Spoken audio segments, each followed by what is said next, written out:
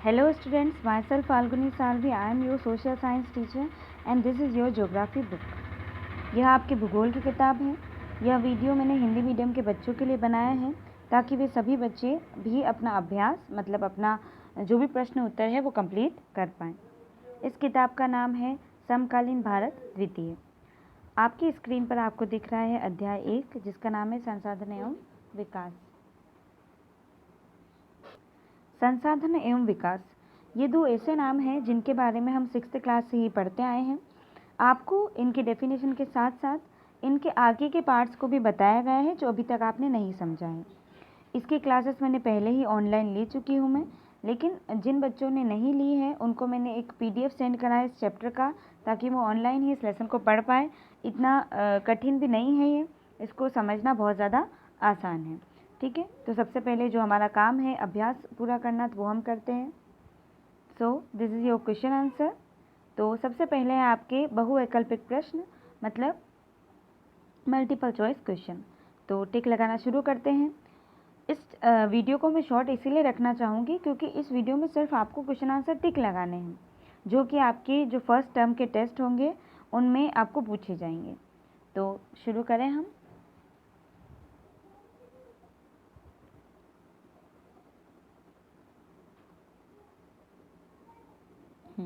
पहला सवाल है लौह अयस्क किस प्रकार का संसाधन है। तो टिक लगा लेते हैं। अनवीनीकरण योग्य मतलब वापस से नया नहीं बन सकता। अगला है ज्वारीय ऊर्जा निम्नलिखित में से किस प्रकार का संसाधन नहीं है। तो इसका ए वाला है पुनः पूर्ति योग्य मतलब क वाला। आगे है आपके कि पंजाब में भूमि निम्नीकरण का निम्नलिखित में से मुख्य कारण क्या है। पंजाब में ज़्यादा सिंचाई की जाती है उसके कारण जो है भूमि निम्नीकरण हो रहा है मतलब भूमि जो है वो ख़त्म हो रही है धीरे धीरे। आगे दे रखा है निम्नलिखित में से किस प्रांत में सीढ़ीदार सोपानी खेती की जाती है। तो किस में करी जाती है जहाँ पर पहाड़ी इलाके होते हैं। तो ये उत्तराखंड में करी जाती है, तो आप इस पर टिक लगाएंगे। 5th वाला आपको दिख रहा है कि इनमें से किस राज्य में काली मृदा मुख्य रूप से पाई जाती है। तो महाराष्ट्र में सबसे ज़्यादा पाई जाती है। यह हो चुके हैं आपके बहुविकल्पिक प्रश्न। अब हम चलते हैं आपके प्रश्न नंबर 2 पर। क्या नाम है इसका। निम्नलिखित प्रश्नों के उत्तर लगभग 30 शब्दों में दीजिए। 30 शब्दों में आपको इन प्रश्नों के उत्तर देने हैं। मैंने इनको बहुत ज़्यादा लंबा भी नहीं करा है, मतलब इनके जो हमने टिक लगाए हैं वो भी ज़्यादा लंबे नहीं हैं। तो भी अगर मुझे लगा है कि किसी प्रश्न में ज़रूरी है तो मैंने उसे बड़ा करके भी बताया है। ठीक है, तो हम शुरू करते हैं। सबसे पहला 3 राज्यों के नाम बताइए जहाँ काली मृदा पाई जाती है। इस पर मुख्य रूप से कौन सी फसल उगाई जाती है। तो सबसे पहले जो काली मृदा है उस वाले टॉपिक पे अपन को चलना पड़ेगा, फिर हम टिक लगाएंगे। तो चलते हैं इस टॉपिक पर।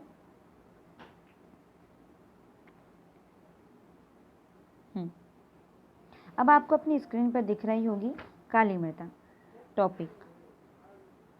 ठीक है, दिख रहा है आपको। आई होप आपको क्लियरली दिख रहा होगा। अब हम इसमें टिक लगाते हैं सबसे पहले। हाँ, अब इसमें आपको यहाँ से टिक लगाना है। काली मृदा कपास की खेती के लिए उचित समझी जाती है और काली कपास मृदा के नाम से भी जानी जाती है। इसके बाद दे रखा है कि कहाँ कहाँ पाई जाती है। तो यहाँ से लेके हम लगा देते हैं। ठीक है, ये आपका आंसर हो चुका है, तो लगा दीजिए। ये आपके सेकंड का फर्स्ट वाला है। ओके, लगा लिया होगा आपने। इसके बाद अब हम चलेंगे दूसरे प्रश्न पर।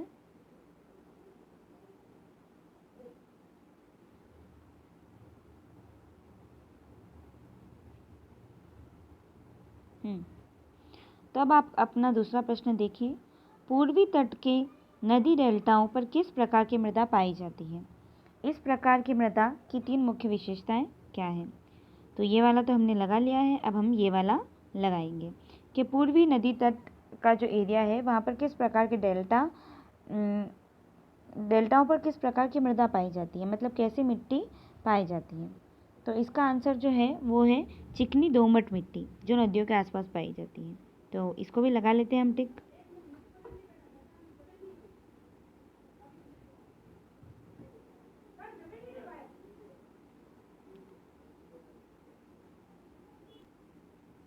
तो अब हम टिक लगाते हैं जलोढ़ मृदा के अंदर। तो इसका आंसर यहाँ से लगाएंगे आप, जलोढ़ मृदा, यहाँ से लेके पाए जाते हैं यहाँ तक। जलोढ़ मृदाओं में रेत, सिल्ट और मृत्तिका के विभिन्न अनुपात पाए जाते हैं। इसके बाद हमको चलना होगा नेक्स्ट पेज पर, क्योंकि इसके आगे का आंसर नेक्स्ट पर है, तो आप देख लीजिए। ठीक है, सेकंड वाले का आंसर है ये। अब इसके आगे एक और 2-3 पॉइंट है, वो भी हम लगा लेते हैं। तो वो ये रहे इस प्रकार से।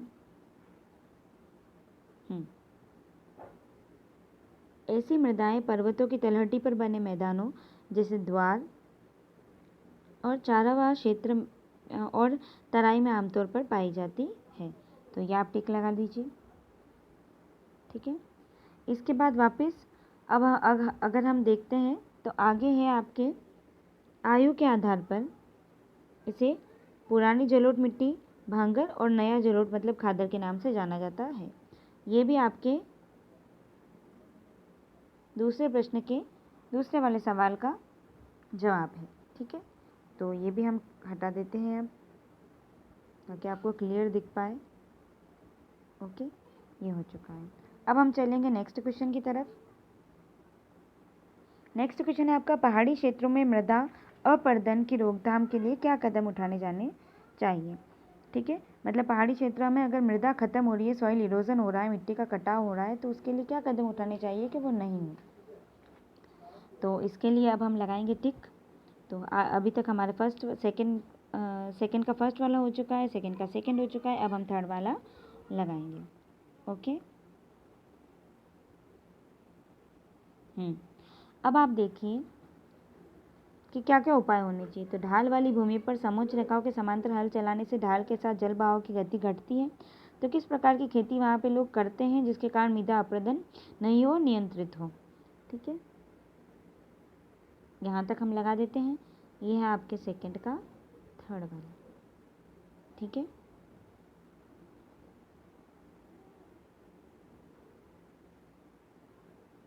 ये लगा लिया है हमने। अब हम चलेंगे नेक्स्ट क्वेश्चन पर। नेक्स्ट क्वेश्चन है चौथा वाला, जैव और अजैव संसाधन क्या होते हैं, कुछ उदाहरण दीजिए। जैव अजैव संसाधन क्या है, उनके कुछ उदाहरण हमको लिखने हैं। तो उनके उदाहरण लिखने के लिए अब हम चलते हैं नेक्स्ट पेज पर।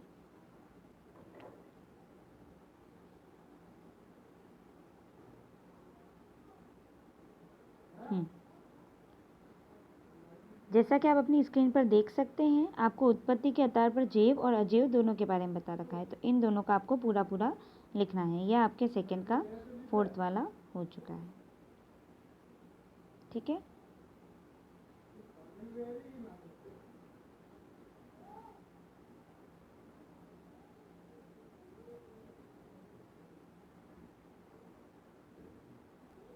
अब हम चलते हैं अगले प्रश्न की ओर। तो अगला प्रश्न है आपका, जो आपके सेकंड वाला प्रश्न था उसमें फर्स्ट, सेकंड, थर्ड, फोर्थ हम सभी कर चुके हैं। अब हम करेंगे थर्ड में फर्स्ट वाला, कि भारत में भूमि उपयोग प्रारूप का वर्णन करें। वर्ष 1960 और 61 से वन के अंतर्गत क्षेत्र में महत्वपूर्ण वृद्धि नहीं हुई, इसका क्या कारण है। मतलब जो हम कहेंगे कि वन क्षेत्र है वो नहीं बढ़ पाया है, और भूमि का उपयोग किस किस तरीके से अलग अलग हो चुका है हमारे देश में, वो हमको बताना है। तो इसका आंसर लिखते हैं हम। इसका आंसर रहेगा आपकी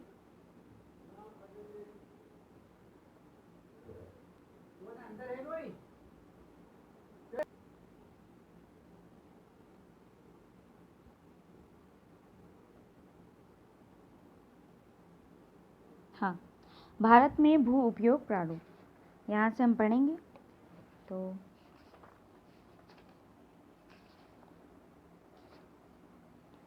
अब इसमें आपको टिक लगाना है भारत का कुल भौगोलिक क्षेत्रफल। ठीक है, यहाँ से लेके आपको टिक लगाना है उपलब्ध नहीं है, मतलब असम का और वहाँ का डेटा अभी तक हमारे पास उपलब्ध नहीं है। जितना आपके यहाँ हमारे भारत के अंदर भूमि का उपयोग होता है उतना आपको इसमें बता रखा है। ठीक है,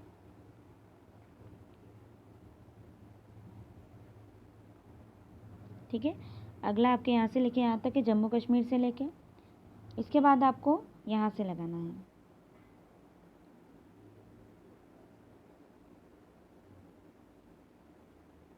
शुद्ध से लेकर बोया जाता है यहाँ तक, हमारे देश में यहाँ से लेकर वांछित है यहाँ तक, ये जंगलों के बारे में बात आ चुकी है।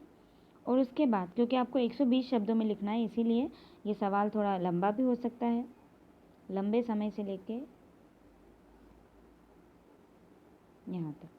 तो ये जो पूरा टिक है, सबसे पहले यहाँ से लेके आपको यहाँ तक लगाना है, फिर यहाँ से लेके यहाँ तक, फिर यहाँ से यहाँ तक, यहाँ से यहाँ तक, और देन आपको यहाँ से लेके यहाँ तक लगाना है। तो ये आपको अलग अलग पॉइंट में लगाना है, जैसे कि मैं आपको बता देती हूँ। जैसे आपने फर्स्ट पॉइंट, जैसे आपने उत्तर लिखा है, तो उत्तर में जैसे कि आपने पहला पॉइंट लिखा है, फिर दूसरा पॉइंट, फिर तीसरा, इस प्रकार से आपको इसको करना है। ठीक है, अब हम चलते हैं हमारे आखिरी प्रश्न की ओर, जो है आपके प्रौद्योगिक और आर्थिक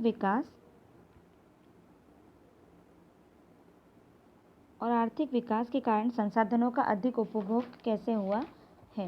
मतलब टेक्नोलॉजी का यूज़ करने के कारण और नई नई अर्थव्यवस्था को बढ़ाने के कारण किस प्रकार से आपके, हम कहेंगे कि संसाधनों का बहुत ज़्यादा उपयोग हो चुका है। तो इसका आंसर बहुत ही सीधा है, हम चलते हैं इसके आंसर की तरफ।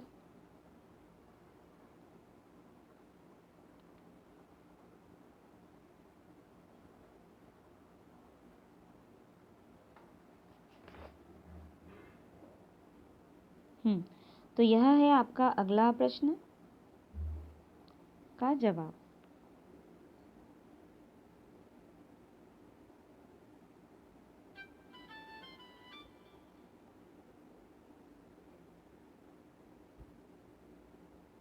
ऐसा विश्वास किया जाता है, यहाँ से लेके आपको लगाना है पहले यहाँ तक, फिर आपको ये पॉइंट लिखने हैं, फर्स्ट, सेकंड और थर्ड पूरे पूरे। ठीक है, ये आपके हो जाएगा थर्ड का सेकंड वाला। थर्ड का फर्स्ट हमने इसके पहले लगा ही दिया है। तो इस प्रकार से ये आपका हो चुका है लेसन कंप्लीट। इसमें इतने ही प्रश्न हैं, आपको इतने ही करने हैं। सबसे पहले आपको ये बता दूं कि आपके सोशल साइंस की 2 कॉपीज़ बनेगी। एक कॉपी में आपकी शुरुआत में इतिहास रहेगी और पिछले वाला जो भाग है, मतलब कॉपी का आधा हिस्से का जो भाग है, वहाँ पर आपके रहेगी राजनीति मतलब सिविक्स। एक और कॉपी आपको बनानी है जिसके अंदर आगे भूगोल रहेगी और पीछे रहेगी आपके अर्थशास्त्र। तो इस प्रकार से ही आप कॉपी बनाएं। और अभी तक हमने हिस्ट्री शुरू नहीं करी है ऑनलाइन क्लासेस के अंदर, इसीलिए अगर आप चाहें तो आप राजनीति को पहले भी बना सकते हैं और हिस्ट्री की कॉपी बाद में भी बना सकते हैं। लेकिन 2 कॉपी आपकी बनेगी, जिसमें एक कॉपी के अंदर 2 सब्जेक्ट और एक कॉपी के अंदर 2 सब्जेक्ट रहेंगे। तो आप वर्क कर लें और आपके टेस्ट जो हैं उनके लिए आप इनकी तैयारी भी शुरू कर दें।